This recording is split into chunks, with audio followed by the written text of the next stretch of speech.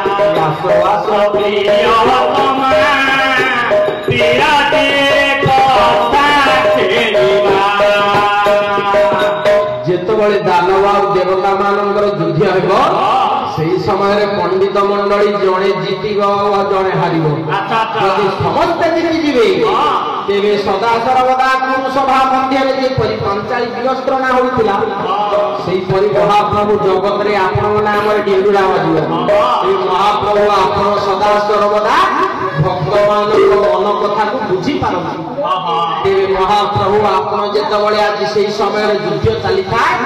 आपण माया घर ठाकुर सदा सर्वदा दानव मान को निष्कृत कर भक्त मान को उद्धार कर